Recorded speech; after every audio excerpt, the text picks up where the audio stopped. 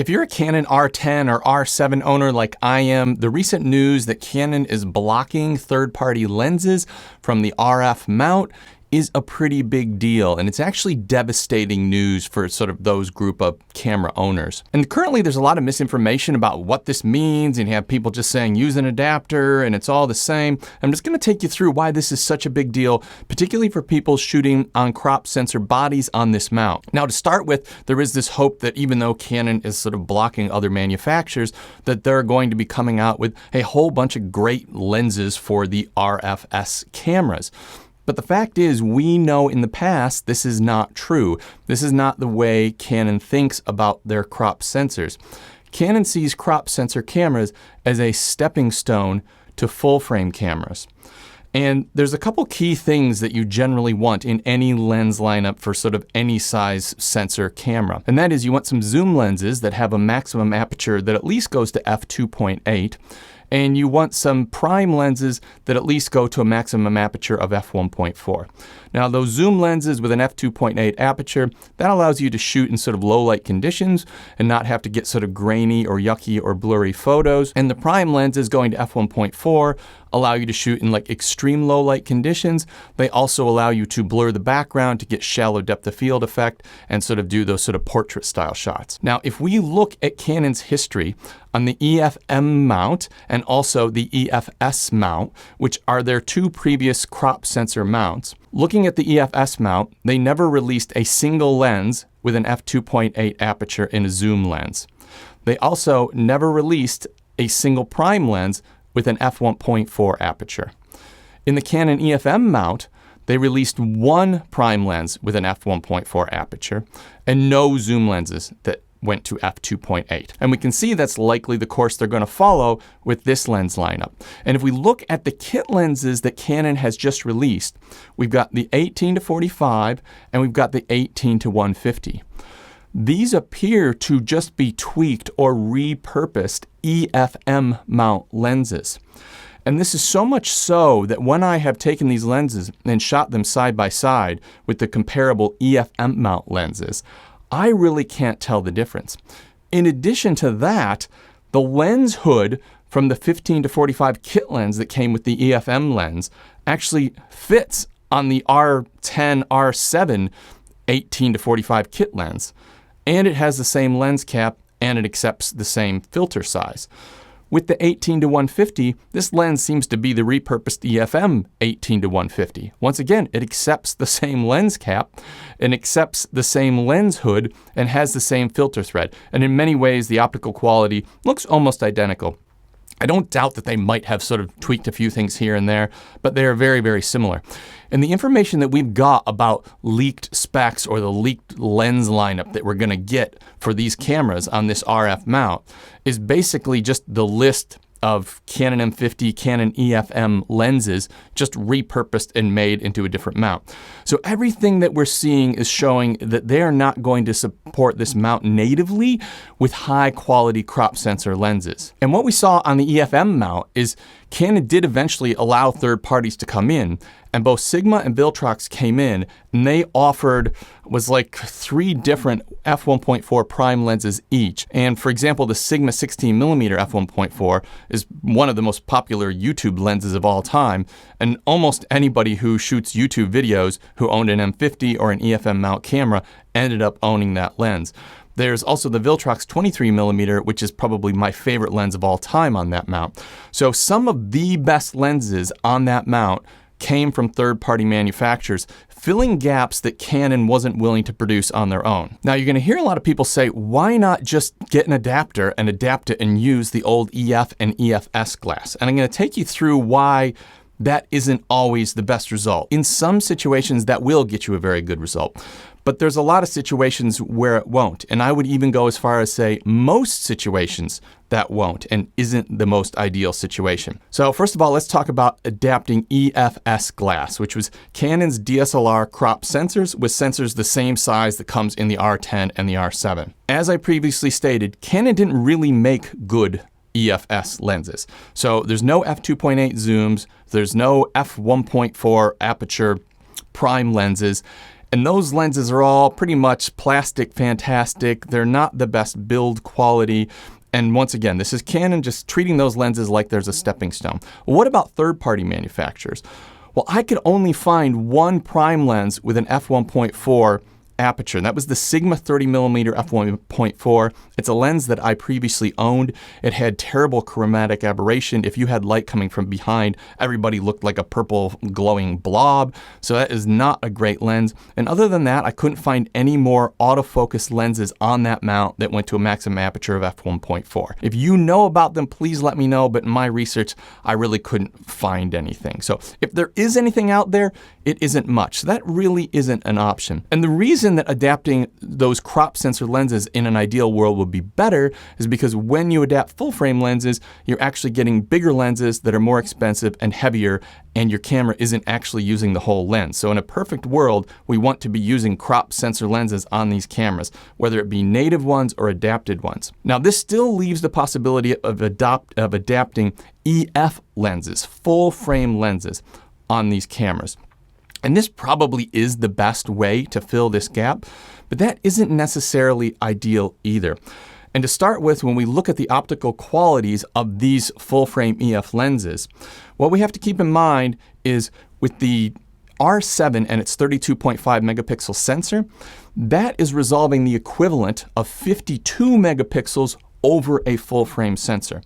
And with the R10 is a 24 megapixel sensor, and that's resolving about 38 megapixels, just short of 40 megapixels if we extrapolate that out to a full frame sensor. Most EF lenses that you can buy were not designed to resolve those level of megapixels. Most of those lenses were designed to resolve anywhere between 20 and 24 megapixels across the full width of the glass that is available to it. This is like putting a microscope through the middle of the glass. And in a lot of situations, that just won't hold up. You end up getting poor image quality using the full frame lens. Now, having said that, there is a theory out there about this sweet spot theory, which is the center of the lens is the best part of the lens. So using a crop sensor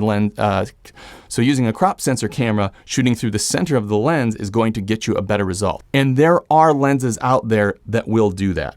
And right now, the only way to know whether that is true is to actually take that lens, put it on one of these cameras and shoot it, and somebody sort of report the results. Right now, we don't really have that information available. But what I will say is this high megapixel count, sort of putting a microscope even through the middle of these lenses, is in many cases, and with the number of EF lenses that are out there, I would say in most cases, getting a worse result than a full frame sensor across the scope of a full frame lens. And if you ever watch Christopher Frost's reviews of lenses, he's got a number of lenses that can be used on full frame cameras or crop sensor cameras. And time again, you will find reviews where he's got a crop sensor lens, maybe even only 24 megapixels. And the image quality is significantly worse than sort of a 25 or 24, 26 megapixel full frame sensor on that same lens. So we've got real world evidence where this is the case. And I must admit, it was something that I didn't fully have my head around before I started seeing some of his reviews and then started testing it for myself. So don't think that you're just going to be able to adapt EF glass and it's going to be this magic solution. That is going to work in some cases, but it's not going to work in all cases. The other thing that we need to know is that a full frame sensor is going to have a circle of light projecting the image in a way that is designed to go inside a DSLR camera and hit the sensor in a certain way. In some cases, using that lens adapted, you create kind of a tunnel going from where the circle of light is traveling through to get into the camera. This can happen on both full frame cameras and crop sensor cameras with the adapter. In some cases, you actually get a reflection of the light off of that sort of tube or that extension in the adapter. It's often only in certain lenses and in certain situations. I think it tends to be sort of more prominent in wider angle lenses, but I've even had this issue on my EFM mount cameras using the Canon adapter on that. So we do have the possibility of reflection issues using the adapter. Once again, only specific situations, but you will find it. And if you find it with a certain lens, you're like, this is the lens I was going to use. I got the adapter. I know this is going to be great. and then you find yourself shooting in some low light condition where the light is coming from a certain angle, then you look at it and you've got this weird reflection in the lens. It just completely ruins your image. So there are potential reflection issues using an adapter on these cameras. And the other thing we need to be aware of is some of the old EF lenses don't have autofocus motors that work great with the new cameras.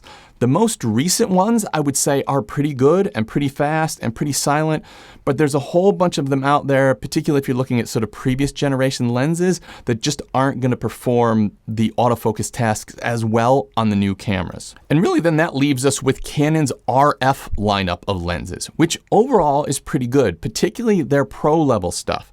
But if you are buying an R10 or R7 camera, in all likelihood, your budget is not looking at $2,000 or $3,000 for a high quality zoom or prime lens. You're probably wanting to spend around $500 to $600 to maybe up to $700 on a lens. This is where Canon has this f1.8 lineup. They've got well actually one of them is f2.8. So they got a 16 f2.8, they got a 24 f1.8, they've got a 35 f1.8, they have a 50 f1.8, and they have an 85 f2, I think, off the top of my head. Now, just looking at those lenses, the 16 f2.8 is not a good lens. It's got horrible distortion, which gets corrected in camera, and the image quality is just not great. The 35 f1.8 is pretty good. It's probably the best of the lot. I own that lens, and I think it's pretty good. It still does perform better on a full frame camera than it does on a crop sensor camera in my testing, but that is a lens that I could potentially recommend on a crop sensor camera. The 24mm, once again, has a lot of distortion that is corrected in camera, sort of not ideal. And the 50mm f1.8 is an incredible lens for the budget lens option.